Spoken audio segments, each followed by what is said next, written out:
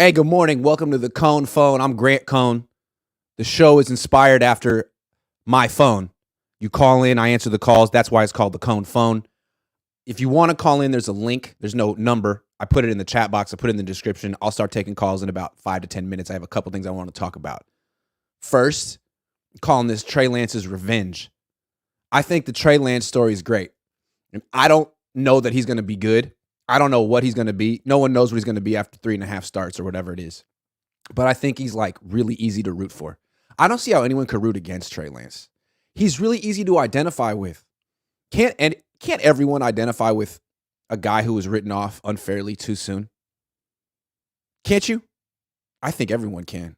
Anyway, what's interesting about the Trey Lance arc is the way I see it, Kyle Shanahan drafted him for the wrong reasons.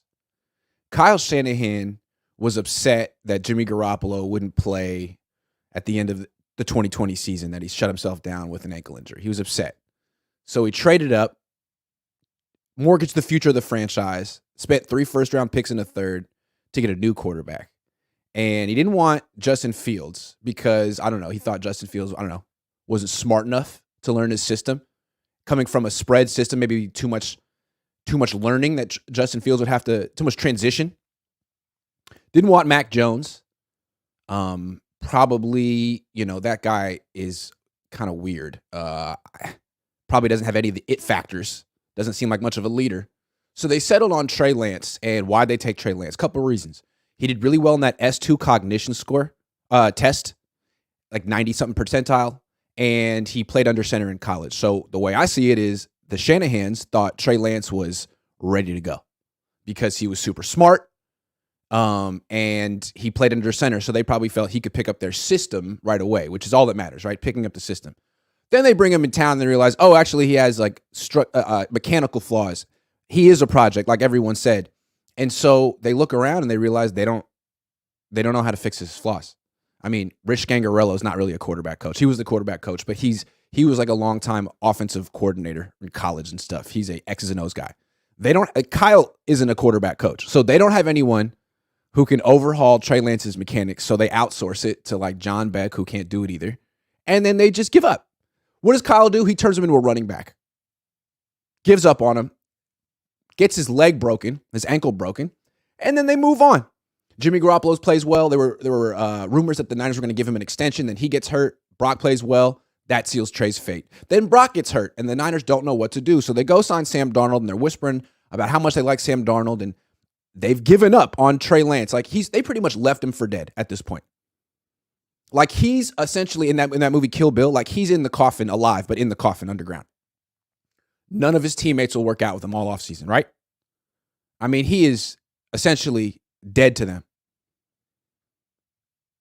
What does he do? He takes matters in his own hands, works out with Jeff Christensen and Patrick Mahomes. Patrick Mahomes, mind you, the quarterback that Kyle Shanahan never scouted, didn't want, works out with him.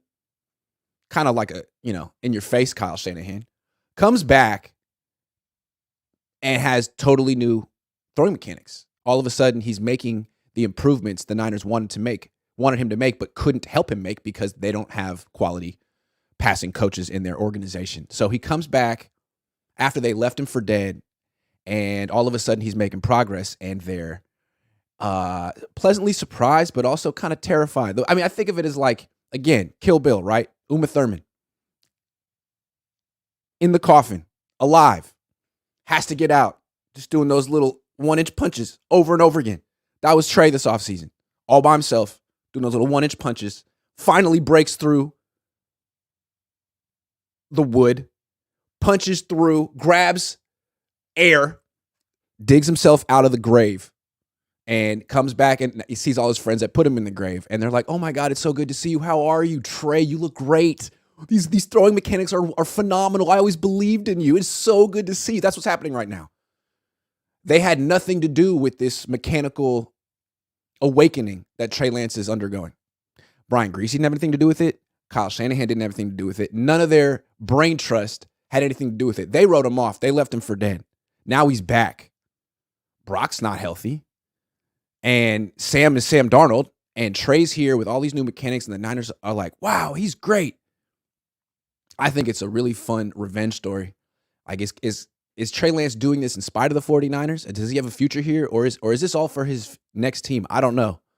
But it's going to be interesting to see how the Niners pivot, because they're going to try to take credit for Trey Lance if he ends up reworking his mechanics and succeeding. But did they really have anything to do with it, or did Kyle just draft him for the wrong reasons, panic when he couldn't fix his mechanics, play him make him a running back, get him injured, put him on the scrap heap, and then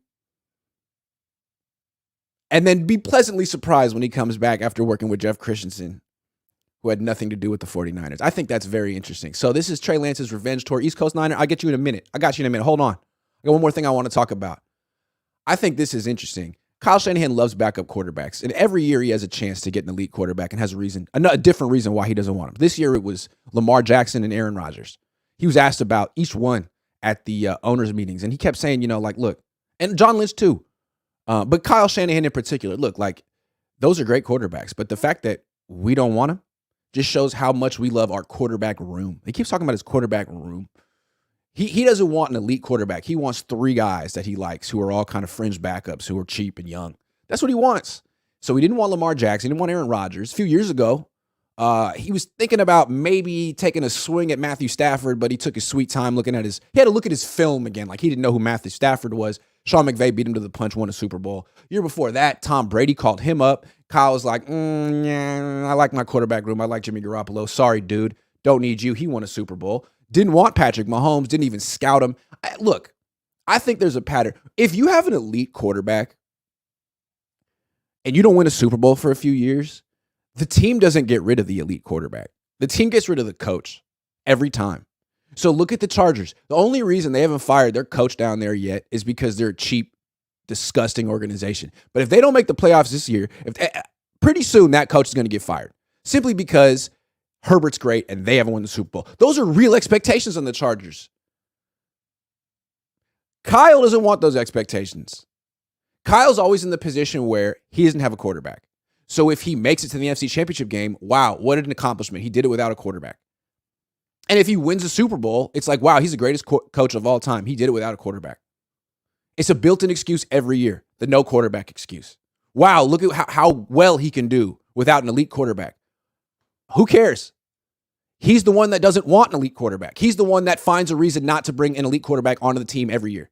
Oh, we don't want Aaron Rodgers because we like Brock Purdy. Sure, great. Now, Robert Saleh has Aaron Rodgers.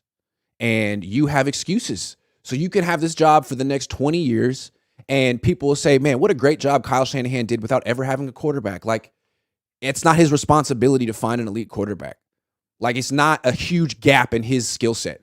Kyle Shanahan does a lot of great things, but he seems to not only not be able to find elite quarterbacks, but not even want them. He seems like averse to elite quarterbacks because they raise the expectations to a place he doesn't want them. He's like the Billy Bean of quarterbacks. He wants money ball. Billy Bean never won a championship, but everyone says he's great because he doesn't have much money to work with. Like LeBron James, everyone says he's the greatest basketball player of all time because he hasn't had great teams to be on. He's never had the right supporting cast. Like, he hasn't put the teams together himself. It's always an excuse with these guys. So Kyle, go find the elite quarterback. If it's not, you got to find if one of these 3 guys can be elite this year. Because if it's not, you got to find a new guy next year. Is it Dak Prescott? Is it because there's going to be an elite quarterback who becomes available, and you're the team that should be getting him. So you need to find out if it's Trey. You need to find out if it's Brock. You need to find out if it's Sam now. And I'll tell you something. The one guy who has a chance to be elite of those 3, you know who it is. It's the guy you gave up 3 first-round picks to get. So don't pivot right away. And the thing about Kyle, I keep saying he loves backup quarterbacks and he's averse to real talent. Well, someone who would disagree would say, well, why did he trade up for Trey then? Yeah, you got me. I don't know. He traded all those picks for Trey, used him like a running back, panicked after 3 games, and pivoted to a 25-year-old retread at the end of his rope in Sam Darnold, backup, and the last pick in the draft, backup.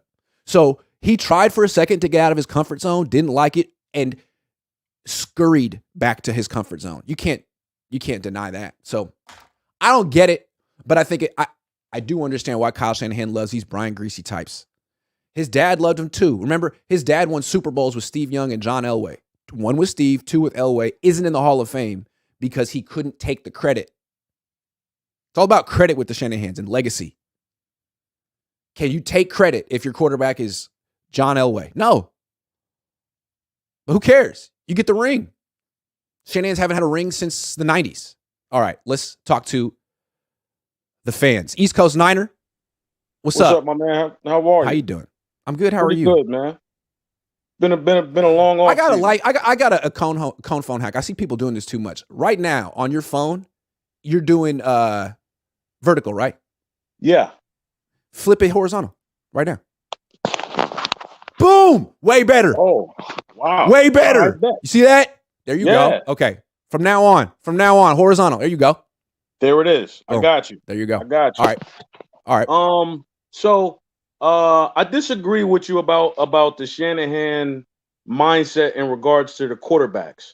The result is the same. Don't get me wrong, the result is still the same. I don't believe it's a matter of him, or rather them, not wanting an elite quarterback. What I believe is it more has to do with the credit. And that's why he was in love with Brock Purdy, because Brock Purdy essentially needed no schooling, but because he came in as a rookie and under Shanahan, if we win the Super Bowl, Brock Purdy is the greatest thing that ever happened, and it was directly under Kyle Shanahan. Last pick in the draft. It's his accomplishment. Yeah. Exactly. Right. Exactly. And so the other thing is that those guys, as opposed to winning with John Elway, you can say, well, a lot of coaches can win with John Elway. You know what I'm saying? Yeah. Right. The other thing is I also believe that they're very pig-headed.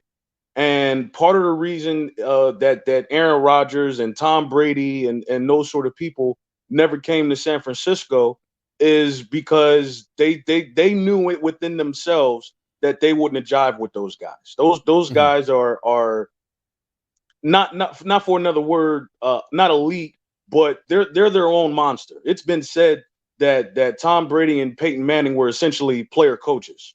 You know what I'm saying? And because Kyle, who is a head coach now, still wants to call plays, you know what I'm saying? He doesn't want to give up that strength and that recollection. He still wants to be an offensive coordinator. Exactly. Yeah. And so with that, everything is still on his shoulders, and that's the way he wants it. Right. And so he needs a quarterback that's going to go in there, do what the hell he says, do it well, and keep it pushing. Unfortunately, my man is making this comeback. You know, I'm a big Trey guy, and I'm proud of Trey because if he makes this through and he wins out over everybody else clearly and succinctly, then that will have meant that he just went through arguably the most tenuous start for an NFL quarterback that there ever has been. And we all know that the greats have had to go through some bumps and bruises in order to get there. Nobody just ever handed you nothing. So look at Steve Young. My only fear about this is we know how the Shanahans are. We know how loyal they are to guys. I would hate for Trey to go somewhere else. I really would. That being said, I listen to all your shows. You made up a great point the other day that what was it? Mullins is the other one that ever got benched. Is that what you said? It was Mullins? No, it's Hoyer. I think Hoyer got benched year one, and no one else. Everyone else just got hurt. Right. So if Trey stays healthy and he can and he can play at least decently and show improvement where guys can start to get behind him, he ain't got to go and set the world on fire week one. But he does need to show mass improvement in terms of how the guys feel about him. We know he can ball. We know he can put the ball down the field. He needs to be able to exude that confidence and be able to bring those guys together, much like Brock did last year. Agree. Rob, I got something for you. I was thinking about this today. I wrote it down. I meant to mention it in my little preamble. But let's say the Niners start Brock on the PUP list, which to me is I like that. I think that'll happen. I like that. Yeah, to me, that's the most prudent thing to do. It takes the pressure off of him. Right. Put him on the PUP list. That means he misses the first 6 games. Let's say Lance starts, and to your point, doesn't get injured or benched within these 6 games. This is his runway to show something. Well, it may not be pretty at first. It never is with the Niners offense. But let's say they win a few games. In week 5, they play Dallas at home. Okay. Let's say they score more than 19 points against Dallas at home with Trey Lance and win. Now what do you do? Because look, Brock Purdy tore it up last year, but when he faced Dallas at home, They scored 19 points, and he didn't score any touchdowns. And you're wondering, like, is the book out on Brock? Did he face weak defenses? I'm just saying, all of a sudden, if Trey Lance gets to play 5 games in a row, plays Dallas, does well, wins, now you're looking at him being like, okay, maybe we got something here. That's a big game. I believe I was the one that brought to you the analogy of the Ford Ferrari situation in regards to Trey Lance and Kyle Shanahan. And I still believe that's the way to go. I still believe that's the mantra. And all you got to do is give him the keys and let the kid drive. If he wins those 5 games, he beats Dallas. What question is there? What question is there? You know you got a backup in Brock that's gonna ball out no matter what. Maybe you get rid of Sam. Maybe you keep him because you got that other kid. I don't know much about him, but you go with Trey because you invested the most. I mean, we can go on and on about why it should be that way, but if we get to that point that you stated, I don't see why we can't have the same zest and zeal for this kid that we did for Brock Purdy coming in. I really don't. I really don't. Agree. I agree. Rob, good call, man. Thanks for calling in. Hey, man, it's always good to talk to you. I'll talk to you soon, man. Yes, sir. Later. Dave Barclay says, still a huge Trey fan. What up, Grant? Killing it. What's up, Dave? Yeah, man, it's a big off season for Trey. This is his Kill Bill arc. Dave Barclay says, fire Kyle. He needs a spotlight. Don't work. I'm just saying, man, like, he's limited, and his limitation is the quarterback position. And what a limit to have in today's NFL. Keneal, oh my bad. What's up? Grant, what's good? Oh my God, I'm trying to horizontal thing. I don't know. You already know. No, because if you have it, those bars come up. I think it's just better to have, like, you know what I'm saying? All right, cool. Yep. Long time no see, man. I'm glad to be back onto the Cohn phone and everything. I'm sad. I like your glasses, man. I got to get some gold rim glasses. Those are so nice, dude. They help, man. They're really nice. It feels like an extra piece of jewelry, you know. It's dope. Thank you. I appreciate it. I'm sad I didn't get to hop on during the Warriors series. I would have came with all my Laker gear, but hey, we both out of it now, so it's all good. All good. It's true. But for the Niners, specifically for Trey, this quarterback situation, I'm curious. Is it possible that the Niners PR job, and excuse my dog is kind of messing around in the background, but is it possible that the Niners PR is doing a strategy to help all 3 quarterbacks? And what I mean by that is by having if you break it down by each quarterback individually, are they treating them in the way like that's best for them? So for Purdy, it's the idea like, hey, we hope you can get back, or we're saying you're QB1 type of deal. We're giving you the starting job. Darnold, his confidence is awful, so they're trying to build him up like crazy and say praise him, give him all that love. And Trey, who they put a lot of pressure on, they've kind of been taking the pressure off. Of like, True. Maybe he's not the franchise guy. He's just competing. He's just working. Yeah, I can see that because honestly, he was talking about how he's talking to a sports psychologist. You're a therapist. My wife's a therapist. Nothing wrong with that. But as a therapist, you'd have to acknowledge that this young man has been under an unreal amount of pressure the last couple of years, and it would behoove him from the Niners' perspective to take a little off. He doesn't need it. It's not helping. It's not helping. Exactly. And this is a role he feels comfortable with, right? Even going back to college. I know you and Jesse, everyone's taled about it. This underdog, under he's the back radar in his comfort role. His comfort zone, Exactly. Sure. So is it, I'm hopeful, and I'm an optimist. I try to be optimistic about our Niners, but is it possible that the Niners kind of identify, okay, we might need all 3 of these guys this year? Yeah. And we need I want to stick with the psychology thing real quick. Legitimate. Can we, I got a question for you. So the last couple of years, the Niners were putting Trey in this position where like, hey man, you don't have to play right away, but when you do play, you basically got to be Josh Allen. Okay. So like, no pressure. Like you got to win. You got to be great because Jimmy's good and he wins, but you got to be great and win, and you got to do it right away. And that's a whole lot of pressure. Now the mentality is totally flipped. It's like, look, dude, there's no expectations for you. In fact, we're probably done with you, but you're still on the team. So it's up to you. Doesn't that seem like a kind of a freeing place to be if you're like, oh, you're done with me? You like Brock better than me? Okay, well, I'll compete with him then. Fine. Definitely. I can do that. Definitely. I think I can do that. Helps him. Yeah. I think that helps him out tremendously, where it puts a chip on his shoulder in a way where it's not just I have to be great right away. Right. let me prove to you guys who I am. Oh, you don't think I'm Right? good at all? Oh, okay. Okay. That's a Exactly. great place to be. Yeah. And not to mention the locker room piece. This is the Yeah. first time he's coming in without anyone in the locker room thinking that anything's being handed to him at True. all. Which So if he didn't wins help this him, job, right? It definitely didn't help him. Yep. exactly. So if he Yeah. wins it, he truly won it.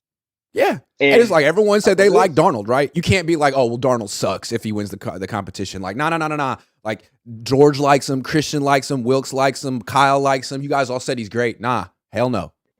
I don't think that was unintentional, I guess. Right. In the sense that all these reports, Mayoko, oh, best thrower ever. Like, no one really believes he's the best thrower ever, or of Niner best Niner thrower ever. But it helps. It helps. It helps. You know what it is? That narrative. Remember when Tyson came out of prison? Not that Trey's coming out of prison, but Tyson was like a little rusty, right? And they had to get, you know, when boxers take a little time off and they're a little rusty, and you're trying to get their confidence up, and you like give them these like weak fighters to fight, and everyone's like, man, this guy's really good. Like, nah, man, he's going down in the first, and everyone knows it. He knows it. So that's to me what Darnold is. He's the guy who's supposed to go down in the first, and if Trey can't knock him out, like that's on Trey. But I think Darnold knows it. And that's why even in the press conference where it's like, how many times has Darnold been knocked out in the first round of his, you know what I mean? Like 5 times. So of course they're hopeful to kind of like they're saying it so just in case he does step up, if Darnold does become this guy, like, oh yeah, we believed in him the whole time. But if he doesn't, I do think though that they brought Darnold in because they wrote off Trey, and then Trey comes back from working out with Christian. They're like, well, damn. I didn't think he was gonna do that. Wow!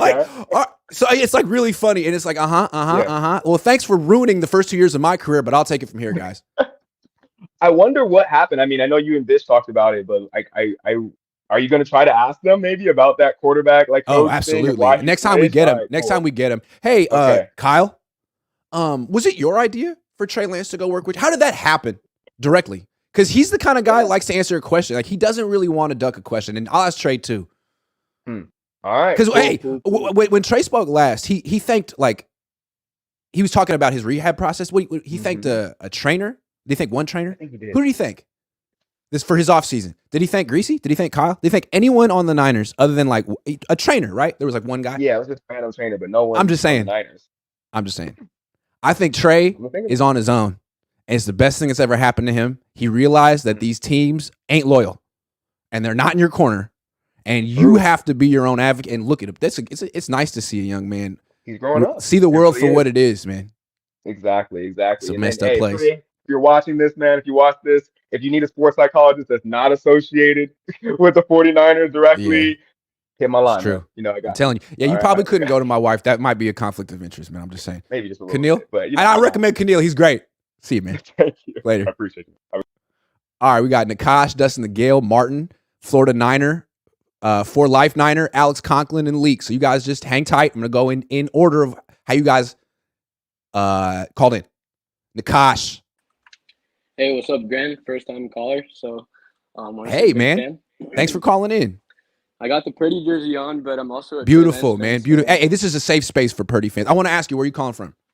I'm calling from New York, actually. So I'm outside of California right now, but I'm from I always love how international, cross continental Niner fans are. Okay, go ahead. No, so I wanted to bring up a point from the first call actually about your idea to start Trey and then bring Purdy in week 5, week 6. I think that would be really cool because the way I see it is that a lot of the Niners' success with quarterbacks not named Jimmy Garoppolo has been the fact that there's not much tape on these guys.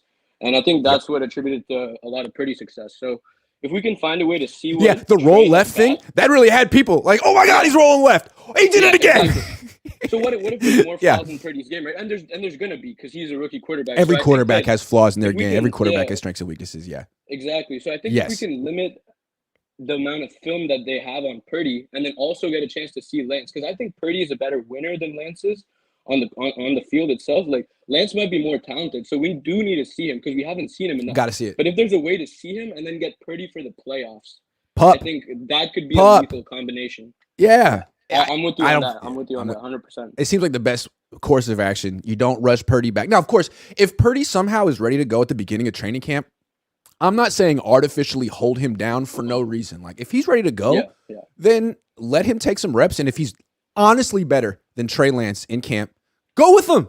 Yeah. I'm open-minded to Brock Purdy being a franchise quarterback, even though I And don't think he is. the way I see it Open-minded. is that Brock just got that mentality. That's what drew Yes. me to him. I've honestly been drawn to him more No than I question. have been to Trey, and I was on the Trey hype train. I have a Trey area shirt as well, and so Sure. I love Trey Lance. And I don't know. I just think that that's going to. I had a guy on my channel the other day saying that most quarterbacks process on the field, Brock reacts, and I thought that was a really good way of explaining why the game seems to move kind of slow for him. Yeah. And I think the other thing is the improvisation. Yeah, the improvisation. The way he's able to process through the entire thing and then figure it out on the move. I think that's what Kyle Shanahan wanted. I think Jimmy Garoppolo wasn't the best at doing that. And so when Jimmy would hold the ball more than 2 seconds, wouldn't you feel the anxiety? You could feel the nervousness come off him, right? Brock is like was not good was going to happen. If the ball was Brock wants to extend the play. He's definitely better than Jimmy. Yeah, but my thing is like, how much better than Jimmy? And what is that bar? We're gonna see how good Jimmy is. What can Trey do? Because I think Trey. I think why Brock wants to come back on time for the season is because he's afraid of Trey starting. Hell yeah! Because if Trey starts, look what Christian McCaffrey did for Jimmy. Look what Christian McCaffrey did for Jimmy. I'd love to know the pre McCaffrey, post McCaffrey splits for Jimmy from last season. I mean, I'm sure Brock knows. Trey hasn't played with McCaffrey yet. McCaffrey's a beast. It's just. He makes your life easy as a quarterback. We got to see if Trey can do it because the way I'm seeing it with Trey is he's super talented. He's got all the tools, but there's still hitches in his throw, and you're a quarterback in the NFL. You can't really be having those things this late. So my question is, can he come back from all the injuries this season? Probably not, but I still think we do need to see him play. So I don't know how that's going to happen. Another reason you need to see him play is because he's making strides. He just made strides you didn't expect him to make. And he's gonna. Now you got to see this through. Yeah. He's going to be making strides, and Brock is the thing over this offseason. Right. So Brock wants to come back healthy, and he wants to start week 1 because the Niners promised it to him. And Trey wants to show everyone preseason. I think it's going to be a great battle. I got a theory for you. Tell me if you think it's correct. So Trey all of a sudden is making strides that he didn't make the first 2 years. And the Niners are like, well, how did this happen? And their line publicly is, oh, well, his finger messed him up for 2 years. It's not that we didn't coach him correctly. It's not that we didn't coach him correctly or send him to the right coach. It's his finger was messed up. So, yeah, Jeff Christensen, whatever, he did a good job. Yeah, blah, blah, blah, blah, blah.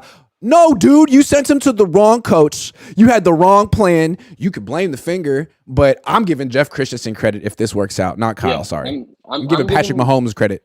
Jimmy. Yeah, I think with something as technical as throwing, like it really, you got to find your person that you got to know. Into, and I think you got to get the right guy. Yeah. And I do think there's a lot of blame on the Niners. I think they were playing him like he was Cam Newton almost, and he's not Cam Newton. I don't think so. And they said they wanted to develop him the right way, right? And then you use him like a running back. And then they're using him like Cam Newton on the Panthers. I'm like, what are you doing running up the middle? Like, why do they like quarterbacks like Brock Purdy? Because they come with, they're already assembled. They're like things you buy. It's like a quarterback you buy from IKEA that requires no assembly. It's ready made. Just put him on the field. Just put him in the system, and he's already improvising. It's over. And running. But if you take a quarterback like Justin Fields or Robert Griffin or Trey Lance and give him to Kyle, all of a sudden, you know what he is? A running back. Yeah, and that's all I know to do with you, bud. Wrong. Yeah. I think that's when Kyle went wrong because, I think the reason that he wanted Trey was because he saw that in Trey, the improvisation, the mobility. Mm-hmm. But in reality, the way he used him was like a running back, right? Like there was no real way there was no real space for Trey to improvise. It was either you're doing a zone read or you're running a play action rollout, right? And so how are you giving him a chance to improvise, first of all? So I think that's on them. But second of all, maybe Trey Lance isn't an improviser. Maybe he's a hard thrower, a deep thrower. He hits the out routes and he can run. Maybe that's him. Well, we're going to find out this year. Like him. I don't know. I mean, we haven't even seen him. So I can't even say what Trey is without seeing him. That's why I really want to see him, because I want to see what he's got against real NFL defenses. Nakash, I got to take more calls because hella people in line. But great call, awesome, man. Thank you very much. Good stuff, dude. Man. All right, man. Dustin the Gale, what's up? Hey, how's it going, Grant? This is my first time calling as well, so it looks like we got a streak going on. So that's UCSB. B. So Okay. I went to St. Mary's, but then I ended up going to UC Santa Barbara for my major. Nice. I used to party at UC Santa Barbara all the time, coming up from UCLA. Great time. You ever go down there on Del Great Playa? time. Yeah, of course. Absolutely. Yeah. Awesome. Best Halloween parties ever. Hell yeah. Absolutely. Awesome. There always just cops hanging around waiting for you. There was like a timeout tent and stuff. I was like, but it would bring at the same in time, reinforcements from like San Luis Obispo and just like everywhere, just for it that felt event. safe. Yeah, I guess. Yeah. So. Anyway, that's a long time ago. Yeah, it's a lifetime ago. Yeah, for sure. I just wanted to call in and talk about Trey Lance and his trajectory. So last year when he was injured, I was on his Instagram, and in his main bio, he said something along the lines of "everything happens for a reason," or "it's all part of God's plan," something like that, right? Mm-hmm. And that's not necessarily my philosophy. I think things in life happen. Like, say if there's a hurricane that hits Haiti or something like that, like how is that happening for a reason? Me too. That's how I feel. But I feel like that's a lot how like devout Christians often think of things and handle grief or trauma. Right, exactly. Yes. So we know that Trey Lance is pretty religious, and especially if you're going through something, that type of mindset can help you get through it. It prevents despair and depression, right? Right, exactly. Right. And so, funny enough, the more I've looked at this situation, if he had mechanical flaws that weren't going to be fixed, and he played throughout the last season, maybe he wouldn't have been it. Maybe he would have been a quote unquote bust. But now that he was pushed to the side and was forced to seek these other resources and be put in a situation where he has less pressure, maybe this would have been the overall best outcome for him in the long run. So this pushes him to find the best version of himself as opposed to just getting by. Yeah, because if not moving his lower body, if that was really restriction for him and he was playing up to like 8 games and they're like, okay, this isn't it, that could have been the end of his career. Could have been it. But now like he might be going in with a better hand to play, and this could be like his saving grace. So I thought that was very interesting. So for me, being a pessimist in a lot of things in life, like sometimes it's cool to see these stories where you never really know what's going to happen, and sometimes these things that seem bad, even for the span of a year, could actually be good, and we still don't know what's going to happen, and it could be good, it could be bad, but we just look what has happened for Trey so far, right? Like it's created a maturation, a growth rapidly. All of a sudden he realized like what the world is like, it's not a fair place. It's a cruel place. You've been replaced. And all of a sudden, like, it's up to you. What are you going to do to save your career? And it seems like he has taken matters into his own hands for the first time in his life. Every grown-up has to do that eventually. He did it this year. It's great. Yeah. So I like when you and Dad apply life lessons and even literary things to football, and that's kind of like what I'm doing here and seeing that. And because I feel like when you watch football and you watch sports, there is that phase where you're watching it fully for the thrill of it and you're rooting for your team. But I think some people reach a point where it's like, okay, like that's cool and all, but I'm also trying to focus on my life as well. And then once you see the connection to see those athletes, how hard they work and the things they go through and the adversity they face, you can take those lessons and apply it to your own life. And I kind of like looking at it that way. And then you remember that these guys are 23. Crazy. Yeah. Dustin the Gale, great call, man. Thank you. Yeah, thanks, man. All right. Take care. Dustin the Gaucho. I love it. All right, man. Thank you. The name. Later, man. See ya. That was a really good call. I like that perspective. Let me get a couple super chats real quick. Lee Navarro says if the Niners are rushing Purdy back, but Purdy wants to hold out, he is 100% healthy. Will the locker room turn on him if Lance plays great? Yeah, that's a tough one, man. I don't know, because it seemed like that's kind of one thing that Jimmy used to do, but they never turned on Jimmy. I don't know. Brock has to be careful here, make it seem like he's doing everything he can to come back. Michael McCann says, I believe Lance's improvement is forcing Purdy to come back early. I feel he was leaning Tommy John, but went repaired due to front office pressure.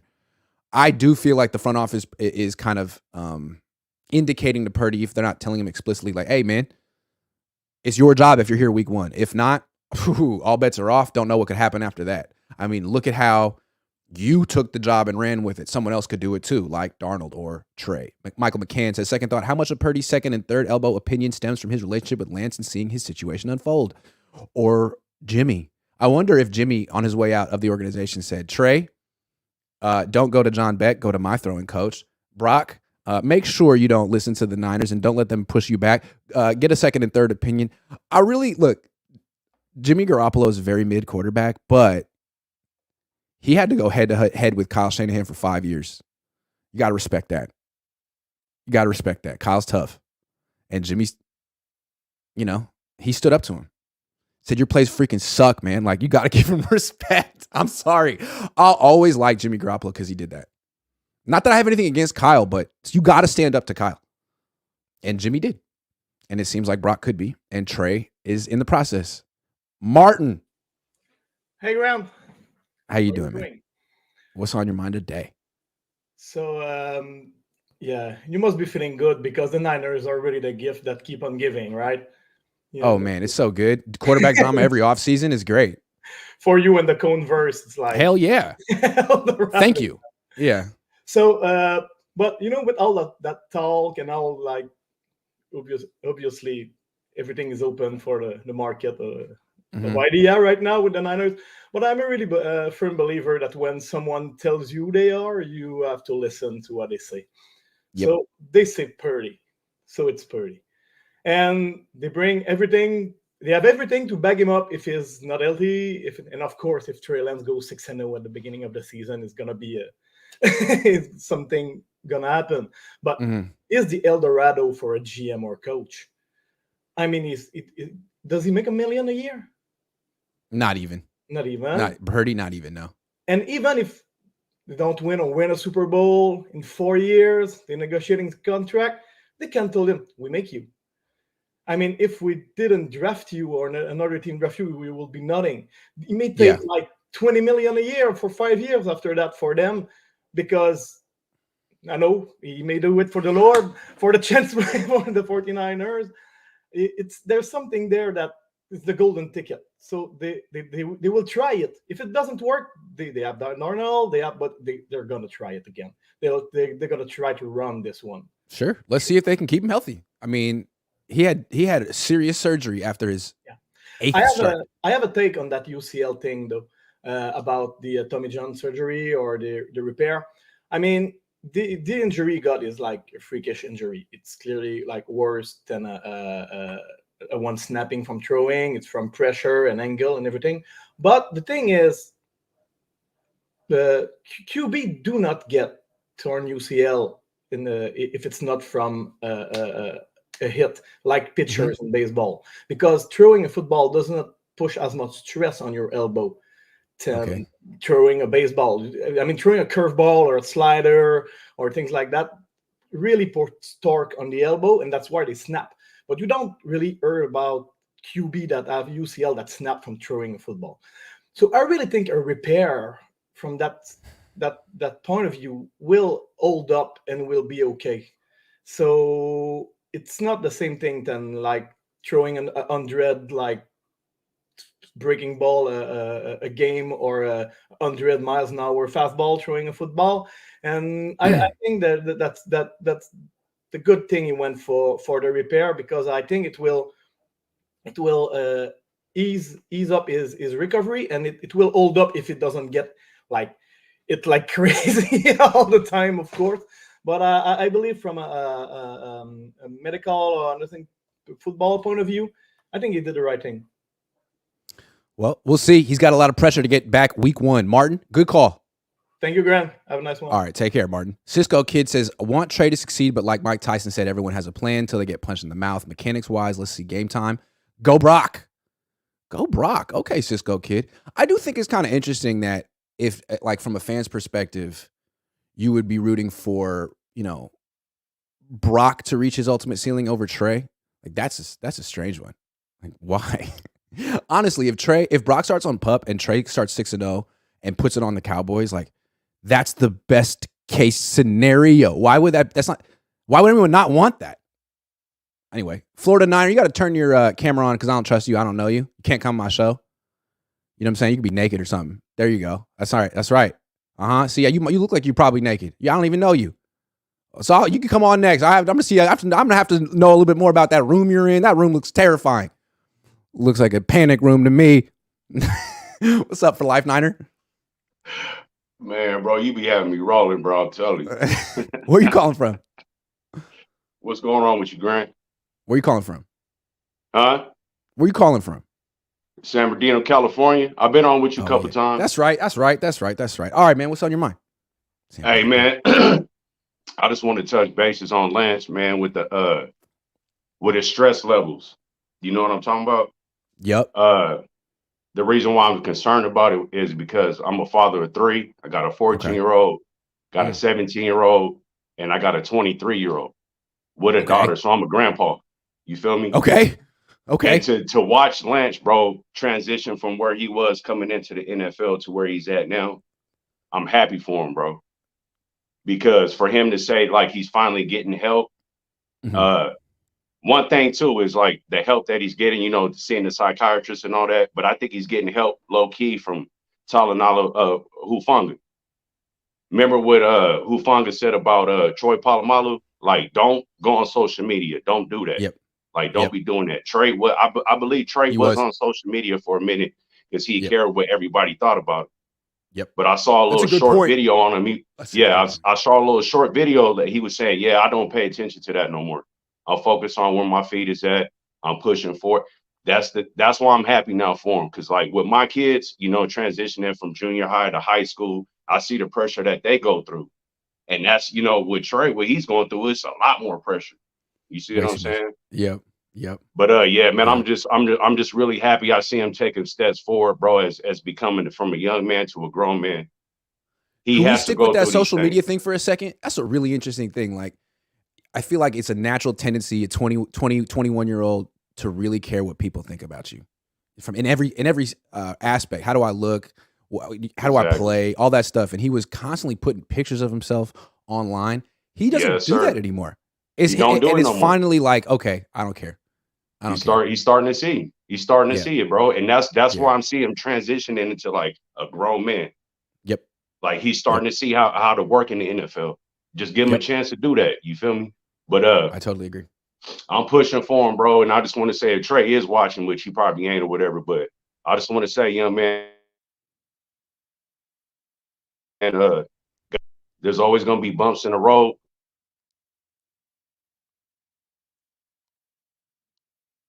Dang. He cut out just as he was giving his life advice. So go ahead and eat business. Hold on. You cut out the entire time when you were giving life advice. Can you do it again? Because I think he needed to hear that. Okay. The whole thing. What I was saying, if Trey's listening, I'm keep on pushing forward, bro. If there wasn't no bumps in the road, there'd be nothing to get over. So just keep on going, bro, and just know that God ain't gonna put nothing in front of you that you can't handle. Thank you, man. That was great. I appreciate it. All right, brother. All right, take care. All right, Florida Niner, you are next. You're outside now. Are you wearing a shirt? Okay. All right. You're not smoking nothing, are you? You put that out? You good? All right, let's do this. Let's do this, man. What's up? What's up, man? Hey, I feel like I'm about to be the pessimistic of everything. Go for it. I'm usually that guy. I don't think Trey Lance is ever going to be that good, man. I really think people are really they think because of his draft pedigree he's going to be good, but it's like I felt like we should have picked Justin Fields, and in reality, I feel like we should have got Matt Jones because at least we knew what Matt Jones was. But with Trey Lance, like he never played that much in college. When he did play, it was underwhelming. When Brock Purdy played, it was immediate that he was good. And I understand that the team was in a different position at the time, but it was immediate that he could play in the NFL. With Trey Lance, is always like, well, maybe he can play, maybe he can do this and that. I think people are underplaying the ankle injury a lot. It's like his whole thing was he's supposed to be mobile. He might not even be mobile anymore. It's true. We don't know. And if you can't be mobile behind our line, and we know how our line is, that could be a problem. I mean, Brock Purdy's still going to be mobile. We know he's still going to be mobile. That's true. Hey, let me ask you a question. Why do you think the Niners didn't draft Justin Fields? Why was Kyle like Kyle wasn't even interested? Not interested at all. I think it's because of Ohio State's offense. It's just not really an offense. It doesn't translate to the NFL really well. And plus, there's not a good track record of Ohio State quarterbacks working out. Yeah, but you shouldn't be scouting the offense. You should be scouting the player. That's always. Oh, yeah, that's I understand that. Yeah. It's just, no. I'm not talking about you. I'm not talking about you. I agree with you. I agree with your. But that's Kyle's mistake right there. Yeah. It's the same way I feel like when people look at Alabama quarterbacks. They draft Alabama quarterbacks and they never turn out good because how are you going to judge a quarterback when they have elite receivers? Everything. Well, the last few have been all right. But hold on. What I want to say is D'Amico goes to Houston. They draft C.J. Stroud from Ohio State. So Kyle, it's not a good reason. You know what I mean? Yeah, it's a different. Well, actually, I think they had the pressure on them. I think they had to get a quarterback because everybody has a quarterback. You got to go against Trevor Lawrence and everybody else. You have to get a quarterback in that division. Stroud's good too, even though he went to Ohio State. He's good. Yeah. He's good.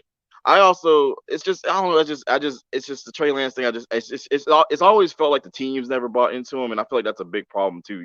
Because everybody keeps talking about, oh, he's got Christian McCaffrey now, he's got this and that. Well, it's like if the players don't believe in you, they're not going to play as hard for you. It doesn't matter. It doesn't matter. We have Christian McCaffrey. They wouldn't help him up after sacks. Yeah, it's like they don't play. They love Jimmy, so they played harder for Jimmy. Then they bought into Brock, so they played harder for Brock. Yeah, and also it's the whole feeling of when the team. I think people underestimate this. When we played against Philadelphia, we clearly were going to probably win that game. People want to say we weren't or this and that. It's like we were in the game the whole time without a quarterback. Like literally the whole game we were in. The game was 7-7 up until Josh Johnson came in and absolutely just blew the game for no apparent reason. I mean, they could have had you could have had Sam Darnold in that scenario, and it would have been a much closer game because the Jalen Hurts didn't do anything in that game. Look at the stats. And dude, you know what Sam Darnold would have done in that game? Get injured. He would have got injured. Look, the way I looked at it was the Cowboys pressured Brock Purdy on 48% of his dropbacks the week before. The Niners just didn't. They couldn't block anyone. They couldn't block a good defense. They just couldn't. That offense. And good thing though, they improved their offensive line this offseason. Oh wait, they didn't do that. Yeah. I think the draft we had though was good because I feel like they focus on the most important thing though. I really feel like our I think our secondary was like getting Darrell Jr. What's his name, Luter or whatever. Darrell Luter Jr. And another guy. I feel like secondary was a big thing. Yeah, Jair. So I'm glad dude, your lens is all dirty, dude. You gotta clean that up first. That's kind of why I didn't have the camera on at first. It's all good. Where you calling from? Yeah, that's why it got my kid broke it, so that's why I didn't have it on. All good. I gotta take the next caller, but where you calling from? I'm in Pensacola, Florida. Pensacola? All right, cool, man. Yeah. Thanks for calling in. Yeah. You did good. Thank you. Yeah. All right, man. Later. That was a very inspirational, negative. No, I liked it. I'm negative sometimes. Want Trey to succeed? Oh, we got you. All right. Alex Corkin, Leak, BX Niner for life, The Rod, and that's it. Alex Conklin. Hey, how's it going, Grant? Good. Nice hat. Thank you. I like it. No, thank you very much. Sure. So I just want to obviously respond to the last caller a little bit, just like, Sam Darnold in the NFC Championship game. Like, everybody knows how that would have turned out, which is I don't know. I think either he would have probably would have won with Darnold, but I don't. He got hurt too. Yeah, I know, which brings me to the Niners act like blocking is so not important.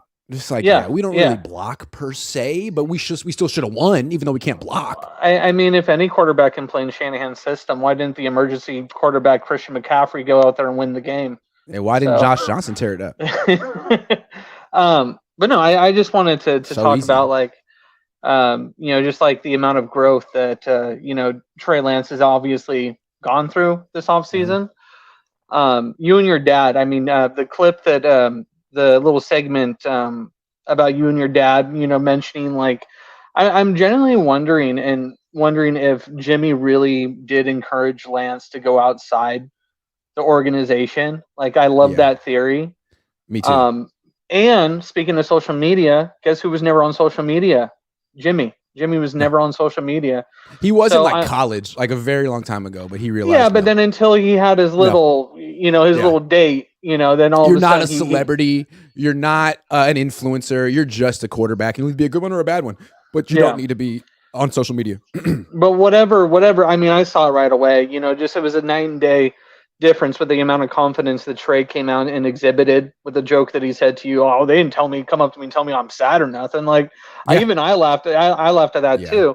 But it just showed a complete difference in exuberance versus last year after his first loss, where he wanted to put everything on his own shoulders and blame himself for the entire game.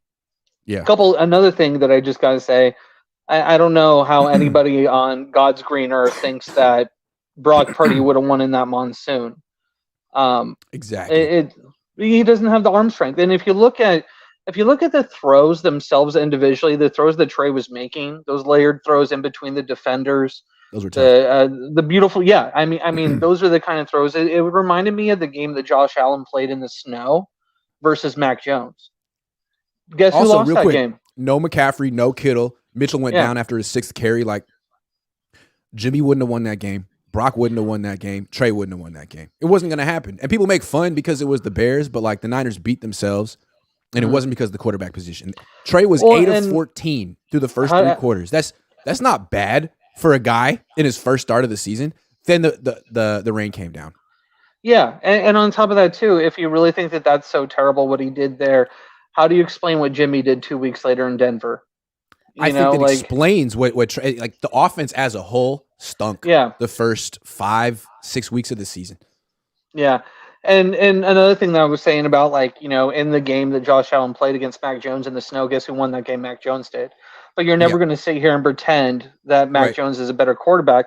And on top of that, like everybody that's sitting there saying, oh man, if we could have gotten Mac Jones and you could have gotten Mac Jones at 3. Let's look at what I think that character matters. And I think that especially at the quarterback position, if you want an elite quarterback, typically they're high character, very confident, self-assured men, and that's what Brock Purdy is, and that's what Trey is. And I look at Mac Jones now and how he's developed in his year 3, and he's had nothing but just chaos surrounding him, and a lot of it's been imposed on the organization, the Patriots, because I don't think that Bill Belichick is a good GM. He may be even not that good of a coach in my eyes. That might have all been Tom Brady. But I don't think that Mac Jones in this situation would be faring any better, because he would be complaining, or we would have heard about how disgruntled he is, or we would have heard something, and that would have been a reflection on Kyle, and Kyle's not going to tolerate that. And I don't think that would have been a good idea.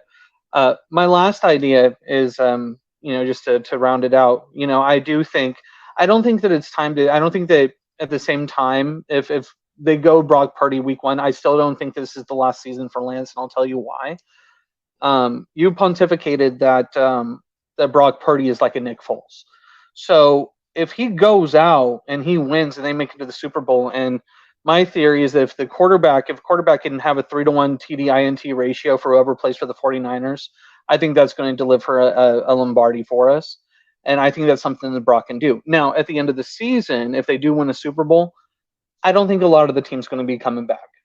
Trent Williams is going to retire. They're not going to have that left tackle anymore. They're going to have, I think that Ayuk, I don't think he's going to want to be, he's not going to want to be a QB1. I think that he would go and try to get paid big from another team. What I'm saying is that the team, Brock Purdy, if he stays, not going to have the same amount of weapons. Now, who do you think, if they win the Super Bowl, who do you think that Kyle Shanahan's going to want? Do you think he's going to want a limited quarterback that needs all the weapons, or do you think that he's going to want the guy that he can rebuild around and then have, the actual elite talent at the position? Because at that point, Trey Lance is going to be 24-25, and I think that if Brock is QB1 this year, and if they do win, or even if they don't, I don't see them continuing with him. I see them trading him in the offseason after, even if they win the Super Bowl, even if they do. And I see him, my theory is that he goes to Miami with Mike McDaniel. And I think that that's where he would go, because I think that Kyle Shanahan doesn't want to be wrong about Trey Lance. And I think that he wants to build, and if Trey Lance continues to develop on the trajectory that he's going, that I think that'll be something that would happen. I know a lot of people, when I mention that to them, they say, well, why would they get rid of him after the Super Bowl? Because that's what the Phillies did with Nick Foles. He won the Super Bowl. He was a Super Bowl MVP, but they still went with the guy that they drafted higher, that they believed had more talent, and was going to be the perennial MVP of the season before he got injured. So that's a little bit about what I'm thinking about the QB position, and I want to see what your thoughts are on something like that. Well, that's a lot of hypotheticals. We'll have to see the Niners win the Super Bowl with Brock Purdy first. But Alex, I got to take more calls, man. Thank you for laying that out. Yeah. Later. In the offseason, some fans get so deep into the hypothetical rabbit hole of like, what if they win the Super Bowl 27-14? It's like, whoa, like, let's see what happens week 1. Leak, what's up? Bro, I'm not gonna lie. Bruh. I've been waiting for you to put me on camera, by the way. I seen you. What is he talking about?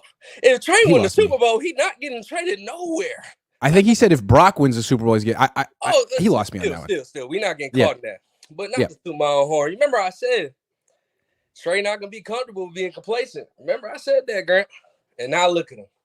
Now look at him. Now the Niners don't know what they want to do. Now, he put him in a tough spot. But hold on. But Trey looks so good. Yeah, he looks so good. You draft him 3 overall. Yeah. Like, really think about what you're doing. Like, I feel like they make decisions so empty-minded. It's just like, come on, bro. He ain't got a chance to really, truly fail, like we've been saying. Yeah. Brock had the injury, so really, he didn't fail either. But at the same time, Trey only played 4 games. And then the one game, Kyle didn't run him into the ground like a running back. He played good. He won. As a quarterback.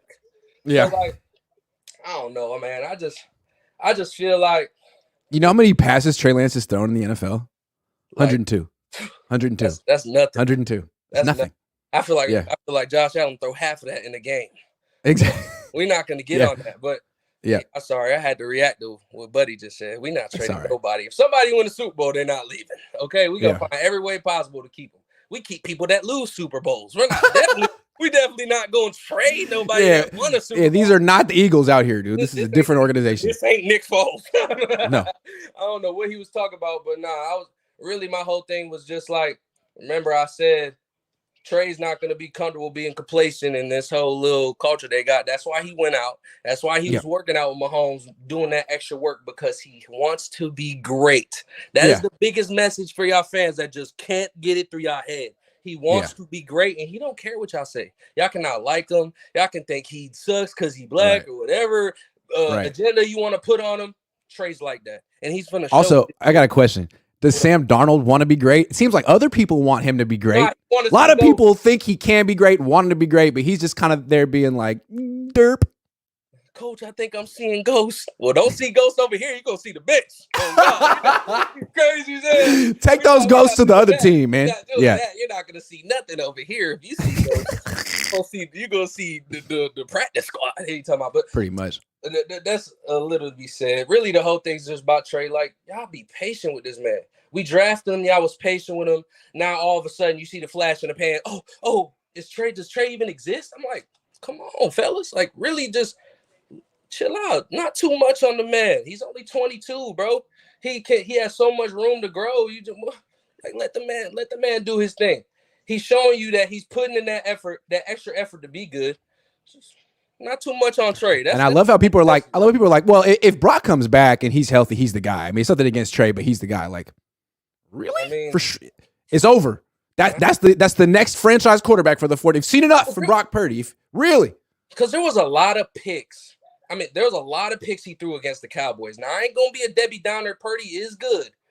But there was plenty of picks that went through Trayvon. Is he elite? Like, I'm not really. I don't know about that. Sure. Like, I'm not really sure about that. Yeah, like, I would rather see what Trey talking about, just for the simple fact that he has that ability to be good. And, every offseason, he's going to do the same thing. Go work on his mechanics. Go work on things that ain't good for him. And he's going to get better. Like, he's not going to run from those things. I just can't see. Like, it's crazy. Like, they're so accustomed to seeing just one type of quarterback. They see it and give up on every other option. It's just like, bro, you're in a win-win situation. Really, if you think about it, I was just saying this to my fiance. You're in a win-win situation, bro. Like, you got to really think. Trey, if he's good and you don't want him and you want Purdy, you can trade him away and get value back. If he's good and he's really good, you've got potentially a Super Bowl roster and it's finally complete after 7 years. And you got a great backup quarterback. Which is important because you can't keep anyone healthy. Yeah. Literally, even if Trey goes down, you already know on the back end, your team, there's not going to be a chemistry switch. Nope. They already know I can win with Purdy. I can win with Trey. We're going to win regardless. And that's how they felt with Jimmy, but Jimmy's no longer here. But if Trey gives them that confidence and he earns the respect from the locker room during the competition, oh man, I don't think the league ready. Now, we're not getting talked about because we don't get the national attention unless it's with the quarterback. But goddamn, we fill on every roster, and I really like the offensive line moves.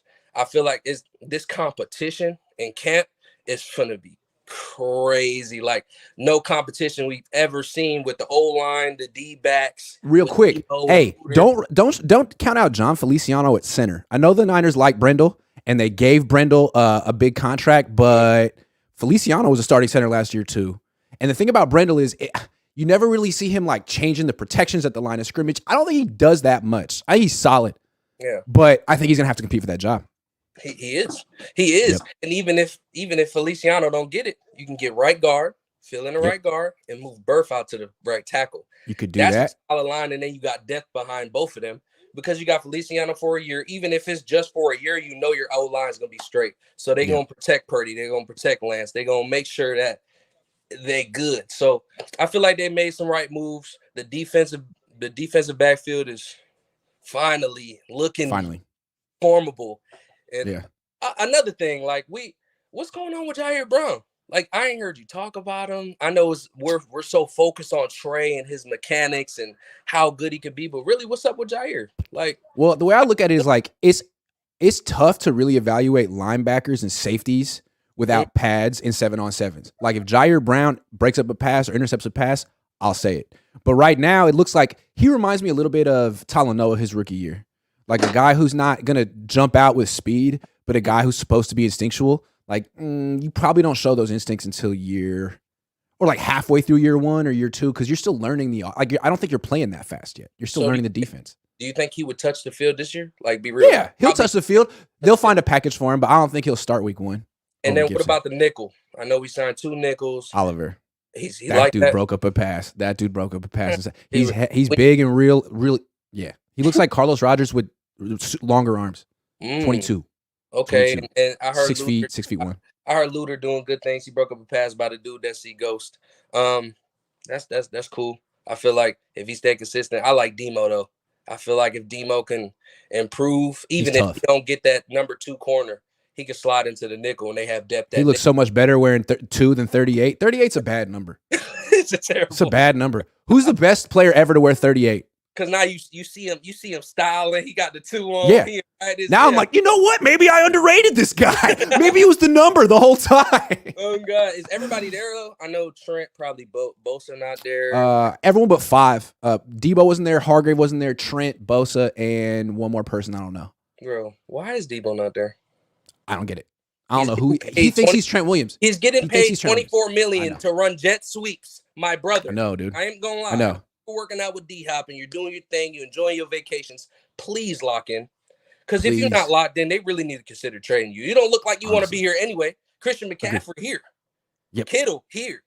Yep. You can say all you want about, because they got time or whatever. You got time too. You just don't want to make it for your football team. So and Bosa's not here, but at the same time, like, there's no question what kind of shape he's going to be in when he gets here. There is a question with you, Debo. When he gets here, he's going to look like Venom. He's going to be brolic. His quad's going to pop out his girdle. Like, we already know Bosa's going to come back and probably win the Defensive Player of the Year again. We don't know about Debo. The expectation he set since he got here. Yeah, with Debo, it's like you're going to be all pro or you're going to be terrible. One of the two. 2 years under 1,000, then you break out for 1,000 plus. The whole world goes crazy. You come back out of shape, get hurt.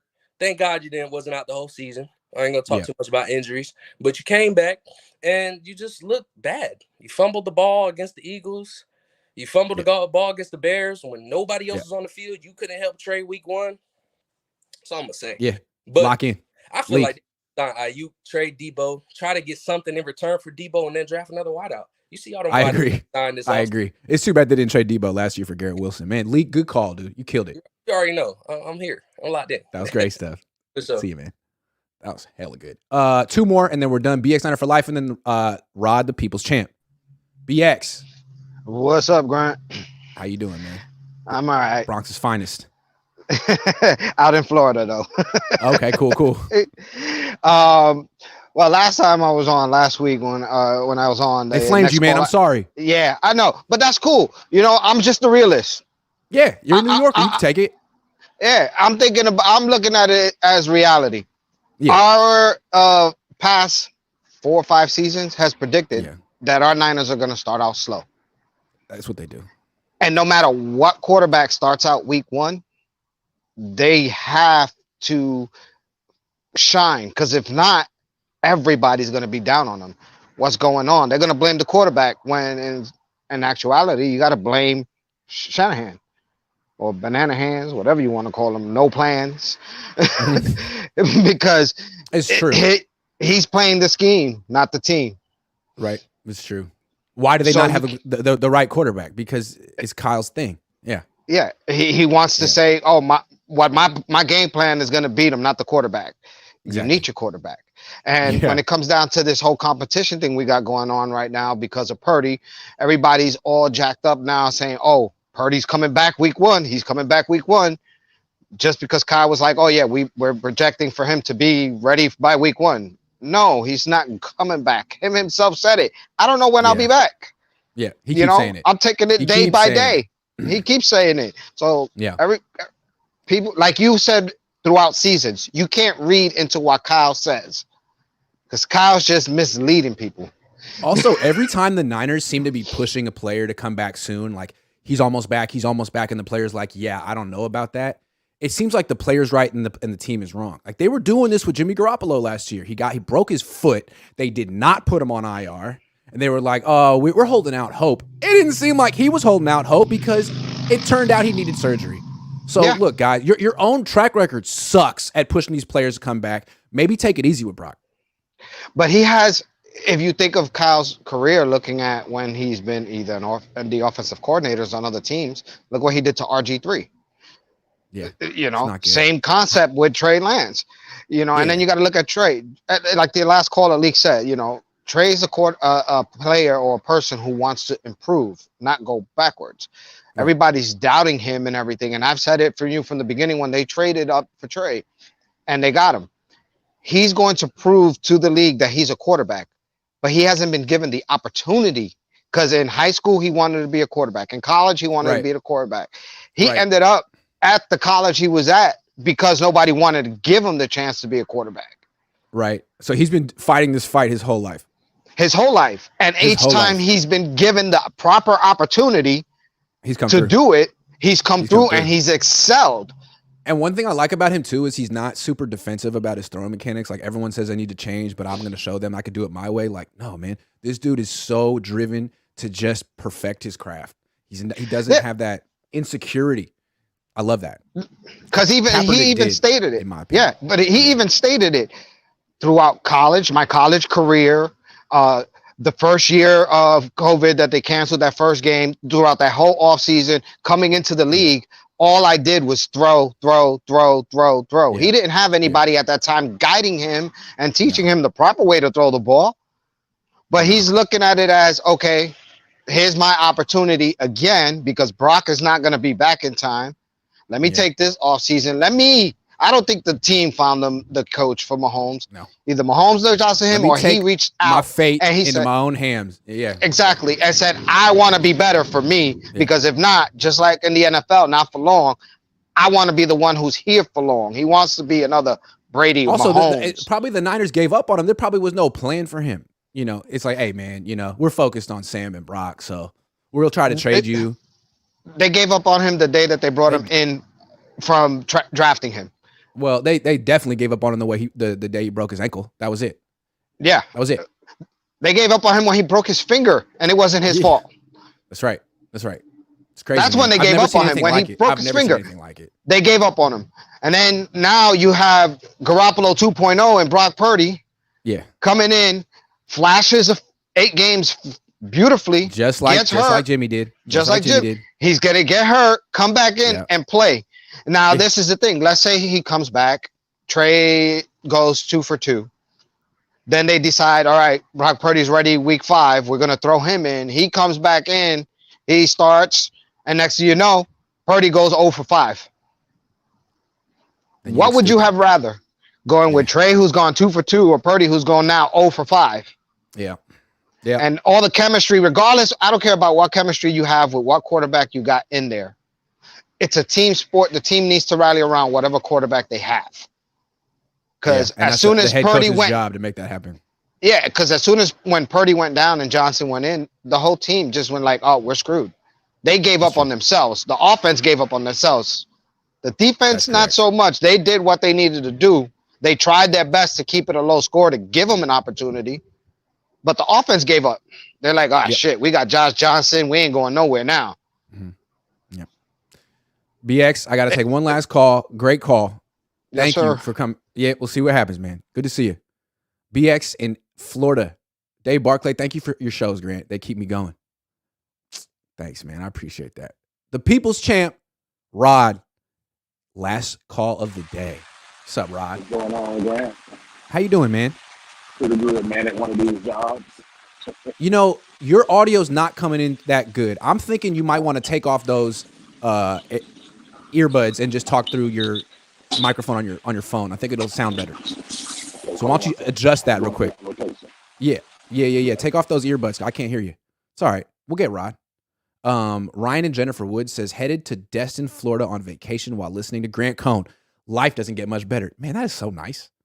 You guys are really pumping me up today. I'm just sitting here in a t-shirt, no pants. Just kidding. I'm wearing pants. I hope Purdy and Lance battle it out when Purdy gets healthy. Yeah, me too. How could he automatically get the spot? I agree. Like, all credit to Purdy, but he hasn't won anything. He never competed for the job. He took over when guys got hurt and did his job. Exceeded expectations. But at the same time, it's a new year. It's a new team. Trey Lance didn't fail. I'd like to see actual competition. So, all right, let's see what the Rod has got. Yo, you there? Man, not really. Not really. Keep going. Keep going. Say something again. Give me a test. Man, you're hella far. Okay, yeah, figure it out. He call back in. He'll get it. Anyway, so what are you guys doing today, huh? Memorial Day coming up this weekend? You guys do anything fun? I'm going to a barbecue today. Barbecue. It's going to be fun. Jason Dumas, the sports director over at Cohn, having a big barbecue at his spot. Not telling you where it is, but I think it's going to be a nice little networking opportunity, meet other people in the industry, rub some shoulders. Which, does that do anything for me? I mean, no one wants to work with me. I'm not employable. But it'll be fun. I like Jason. He's a great guy. If you're from the Bay and you watch Channel 4, you know who he is. Cool dude.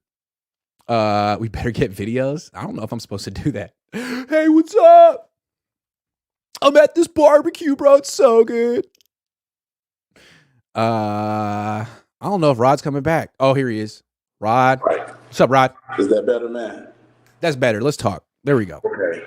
First thing, right. I just wanted to address what one of the other guys asked earlier about he didn't understand why he didn't select Justin Fields. The reason being is this right here. First thing foremost is Justin Fields, before he even went to Ohio State, was in the SEC with Georgia Bulldogs. Correct. He never really ran the system from the center position. He didn't take snaps from the center, I mean. So one thing we both know about Kyle Shanahan is he knows that he can't develop quarterbacks. So that would have been one of the extra things that he would have had to do by selecting Justin Fields. I also think that when you talk about Kyle, one of the biggest things that we had an issue with is that his quarterbacks that come into the league, a lot of times they don't get the type of atmosphere that they need or a good supporting cast. And I think, one of the major reasons that they took Trey Lance, it wasn't just because of his throwing ability, but I think it was because of his decision making. I think one of the things that Jimmy Garoppolo did was he had a lot of turnovers, and he had he just made boo-boo mistakes at times. Well, when Trey Lance last season playing, he actually threw 28 touchdowns and 0 picks. And no picks. Exactly. So I think I don't think he really, like you said before, took the time to see that this guy really needed to work on his throwing mechanics. But I think that was the real reason he decided to go so high. Right. He looked at Justin Fields and he's like, man, I got to teach this guy how to, throw from under center. I got to teach him my system. That'll take a long time. When really, what's tougher to teach? How to get a guy under center or how to get a guy to throw differently? Right. You know what I'm saying? Also, Justin's a better athlete than Trey. No offense to Trey. But if you're looking for the best athlete, the most potential, it's Justin. Yeah. It is. Not that Trey doesn't have a tremendous upside, but what was the reason you were drafting him? What did you think you were getting? And why did Justin not? Because remember they keep saying it came down to Trey and Mac. Yeah. Justin could end up being better than both of them. That's true. So why was he not under consideration? That's because he didn't play under center. It's a bad reason. Yeah. It is a bad reason. And again, D'Amico drafted C.J. Stroud, played at the same school. Yeah. He disagreed with you. Absolutely. And I tell you, man, that guy that you had to break down the quarterbacks, mechanics. Yeah. Excellent job. He was pretty good, right? He explained a lot. Well. You know, it's like, so why is Trey all up on his front leg with that front leg lock? Because he's overstriding. He's getting to his front leg too quickly, or he was. You want to keep your weight back and have that. You don't want your hips to leak forward. You want them to fire, and you really want to like a batter. You want your back leg to like twist into the ground. You know what I mean? You want to really dig up grass. All that stuff was really interesting. And when you're too high, you're too out in your front foot, all of a sudden, all that ground force is what he called it. Rotational force is gone. And the only force you got left is your arm. You know what I mean? Your arm, which, you know, it'll give out eventually. You'll have to. Very interesting. So he's making the strides he had to make. No thanks to Brian Greasy. Brian, if you're watching, I'm calling you out. Well, I tell you this too, Grant.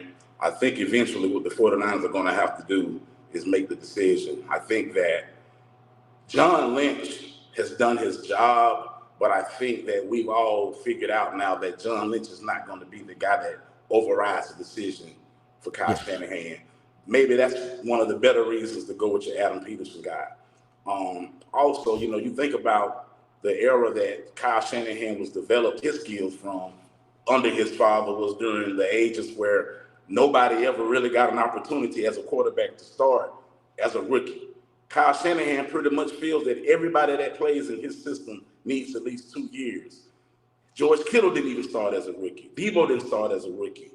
And, I mean, he has to learn to change with the times, man. These guys are coming in ready. Even if they don't give you a rookie of the year performance, you got to let those guys go out there and you know, say, get their feet wet, which is one of the reasons why I think Trey's ability to actually gel in this system is higher than it was before. The fact that he played against the Arizona Cardinals, who I think still had Chandler Jones. He played against Houston, Texas, who had a pretty decent defense when he played against them. He had an opportunity to actually find out the speed of the NFL. So in addition to learning how to use the throwing mechanics with the already things that he's already learned in Kyle's system, you just hope that the timetable works out for him. But I think he has the ability, man. Agree? I totally agree, man. Rod, great call. Always. Good to Have see a good one, bro. You too, man. The coach, so coach, says everyone is pressed to perform and stretch themselves beyond their own potential. It's time for Kyle to do the same. Trey Lance is exposing his lack of skill. Agree. The whole thing with Trey Lance, I don't know if Kyle Shanahan saw it, but the book on Lance was very inexperienced, very raw. He's a project. You need a good coach, not just a good team, a good coach to teach him. Not just a scheme, techniques and mechanics, a good coach. Kyle's supposed to be that coach. He's supposed to be on the Andy Reid, Brian Daboll level. But the difference is those guys actually can coach quarterbacks. Kyle, he hasn't shown the ability to coach quarterbacks. He's shown the ability to give Matt Ryan a good scheme, to give Matt Schaub a good scheme, to take a guy like Trey Lance and Robert Griffin and turn them into running backs. He can do that. But what he said he was doing with Trey was sitting him for a year and developing him the right way. Has he developed Trey the right way so far? No. So, Kyle, extend yourself. Don't just say what I've done so far is good enough. I've been to 3 NFC Championship games, 4, considering the one in Atlanta. And, I had bad luck, and the way I do it will eventually lead to a Super Bowl. No. Because if that's your whole attitude, then there are a bunch of coaches who are better than you. Any coach who understands the quarterback position is better than you. Extend yourself, improve. The way Trey Lance is learning new throwing mechanics, you need to learn new teaching skills. And it's at the quarterback position, Mr. Wide Receiver. Looking at you, Kyle. Love your work. Time to get better. Time to improve. Let Trey Lance be your inspiration. Thanks for watching, everyone. Go have a great Memorial Day weekend. I'm going to Jason Dumas's barbecue. JCK510. I'm here at Jason Dumas's Memorial Day weekend barbecue. I'm told that this is the best barbecue west of Kansas City. I'm going to try out and let you guys know. Yeah, it's pretty much how it would go. Do you guys remember that A&W root beer commercial from the 90s? Mr. Dumbass. Hello, Mr. Dumbass. It's such an honor to be here at Dumbass and Dumbass Incorporated. And the guy goes, the name is Dumas. It's like, well, that was thick-headed. You know what else is thick-headed? A&W. Remember that? That was a good commercial. I remember that. It came out when I was like 10. Thought it was really funny. Me and my friends used to call each other Mr. Dumbass. No? No one remember that? Don't ever call Jason that. I would never. It was an A&W root beer commercial from 25 years ago. No one remembers that. Okay, well, you know what? Thank you for watching. I'm old. Have a great day.